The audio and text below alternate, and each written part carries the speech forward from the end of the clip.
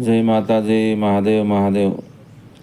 તો આપણે ઘણી વખત કહેતા હોઈએ છીએ, ઘણાના મુખેથી સાંભળતા હોય કે ભાઈ ભગવાન એટલે કે પરમાત્મા કીડીઓથી લઈ હાથી સુધી કોઈને ભૂખ્યા સુવા નથી દેતા. તો આ વિડીયો ઉપરથી પુરવાર થાય છે કે ખરેખર આ સત્ય છે, પણ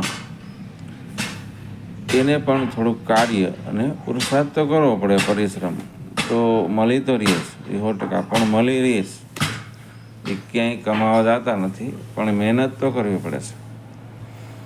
પણ એનું ભગવાન ક્યાંય ને ક્યાંય કોઈ જગ્યાએ તેમની વ્યવસ્થા કરે છે. એ 100%ની વાસ્તે ક્યાંય માનો કે દવણું થતું હોય, ખેતર હોય, ગમે ત્યાં દાણા વેરાણા હોય, કોઈ નાખી દે, કોઈ નાખતા હોય, આવી વ્યવસ્થા થતી જ હોય છે. એ પણ એક ઈશ્વરની જ રચના હોય છે, પણ એ ગોતી લે છે ગમે ત્યાંથી. તો આપણે જોઈએ છીએ આ દરની અંદર એક દાણો પોતાનો નાખે છે, સમૂહ મારીને જોઈ શકીએ છીએ આપણે.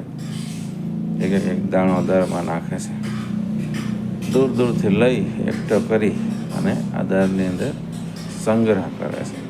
હજારોની સંખ્યામાં કીડીઓ હોય છે જે આ દરની અંદર નાખે છે અને એક દાણો લઈ આવી પછી ભોજનની વ્યવસ્થા કરે છે, પોતાના પરિવાર કયો કે સમૂહ કયો એમના માટે. અને એકતાથી કામ કરે છે. એ એક એનામાં જોવા મળ્યું છે. જીવ માત્ર એવો હોય છે, એ માણામાં પાછું હોય કે ન હોય એ નથી ખબર, પણ આમાં જોવા મળ્યું છે. તો જોઈએ, એક દાણો સતત ચાલુ જ હોય, કન્ટિન્યુઅસ હોય એટલો ભેગો કરી જ લે. વીણી ગમે ત્યાંથી પથ્થર હોય, ગમે એવું હોય ત્યાંથી દાણો. જો આમાં બધી દાણા હોય છે ને, વીણીને લઈને આવે છે. એ ભગવાન એને એક તાકાત આપી છે કે ગમે ત્યાંથી ગોતી લે, ગમે ત્યાં દાણા વેરાણા હોય, ગમે ત્યાં હોય, ભૂલથી વેરાણા હોય, કોઈ નાખ્યા હોય, એ ત્યાંથી ભેગા કરી. એ 100%ની વસ્તુ. હું કેમેરો જાય છે, કેટલા દૂરથી લઈને આવે છે.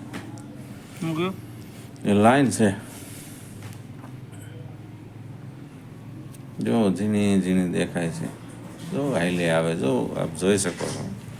તો આમ કરતાં એ દાણા પોતાના સમૂહ, પરિવાર એકતાથી ભેગા કરે છે. જો અહીં ઠેઠ સુધી પહોંચી ગયા છે.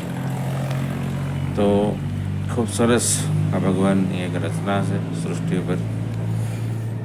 અને કહેવત પણ સાચી છે કે ભાઈ કીડીથી લઈ હાથી સુધી કોઈને ભૂખ્યા સુવા નથી દેતા, ઉઠવા દેશે. એ આ પુરવાર છે, પણ થોડુંક આપણી રીતે પરિશ્રમ અને કાર્ય કરવું પડે છે. એ આ કરે છે. કીડીઓ અને જનાવર કે જીવ જંતુ ગમે હોય, માણા હોય તો કરે એટલે ભીખું ન રહે.